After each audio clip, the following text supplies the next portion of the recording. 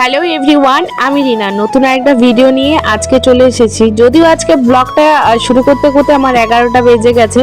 ঘরের সব কাজ শেষ করেই তারপরে বসেছি ব্লগ করতে, আর বসেছি এই মাটিটাকেও সমান করতে। আগের বছর তো অনেক মাটি মা আমাকে এনে দিয়েছিল, আমার পুরনো ব্লগে আছে, যেটা তোমরা ইউটিউবে পাবে। তো যাই হোক, এত ভিতরের তো ভিডিওগুলো কেউ দেখতে যাবে না, তো এইটুকু মাটিটা বেঁচে রয়েছে বলে বস্তার মধ্যে ভরে রেখেছিলাম। তো ভাবলাম এখানে একটু করে দিই, তাহলে আমি হাঁড়ি কড়াই রাখতেও সুবিধা পাবো। আর এগুলো না রান্নাঘরের পরে মাটি দিয়ে এরকম উঁচু করে রাখার জন্য বেশিরভাগ আগে রান্নাঘরে থাকতেও, যদিও আমার মাদের বাড়িতেও ছিল, তবে এখন সেই ঘরটা পাকা হওয়ার কারণে তাদের আর উনানের এক্সট্রা করে ঘর নেই। তো সে কারণের জন্য সেখানেও নেই, তবে আমার মামা বাড়িতে এখনো আছে। যদিও জলপাইগুড়ি ডিস্ট্রিক্ট বা কোচবিহারের ডিস্ট্রিক্টদের মানুষদের এখনো উনানের রান্নাঘর এক্সট্রা আছে, যদিও আমাদের দার্জিলিং ডিস্ট্রিক্টের অনেক মানুষেরই নেই। যতটা পরিবর্তন হয়ে গেছে দার্জিলিং ডিস্ট্রিক্টের মানুষগুলোই, কিন্তু জলপাইগুড়ি কোচবিহারে এখনো এই রকমের উনুনের ঘরগুলো দেখা যায়। যেহেতু এখন শীতকাল, তাই ঘরের চারপাশে ফুল গাছ লাগিয়ে বা চারপাশে জঙ্গল ভালো করে পরিষ্কার করে বেশ সুন্দরভাবে রাখলে আরো বেশি ভালো লাগে। আর শীতকালে ঘরগুলো দেখতে কিন্তু গ্রামের অনেকটা বেশি সুন্দর লাগে। তো আমি ভাবলাম মাটিটাকে ওভাবে নোংরা করে না রেখে আমি এভাবে রেখে দিই, আমার দুটোই ভালো থাকবে।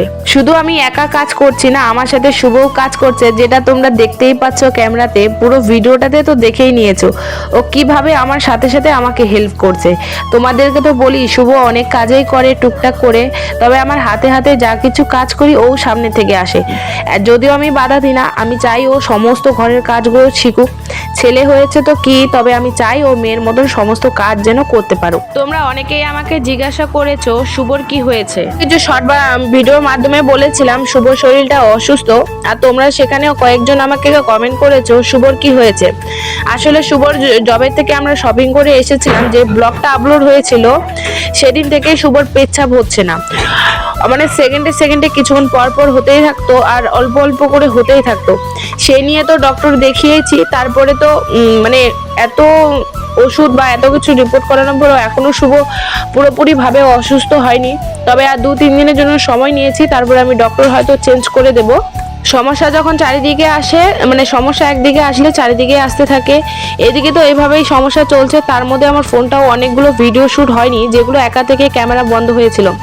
জানি না কেন এখন পুরোপুরিভাবে মোবাইলটাও আমার খোলা পাইলেই বাস শুরু হয়ে যায় ইনাদের অত্যাচার। সুপারি গাছগুলো এই আগে বছর হতে দেয়নি, এবারও আর হতে দেবে না মনে হয়। রাতে শুভ আমার কাছে বায়না করেছিল ও নাকি মাংস খাবে, কিন্তু আজকে রান্না করতে করতে আমার 9টা সাড়ে 9টা বেজে গেছে, কারণ আজকে একজনকে গিয়েছিলাম সাজাতে আমাদের পাড়াতেই। তবে আমি কোনো মেকআপ আর্টিস্ট নয়, আমি শুধু জাস্ট আমি।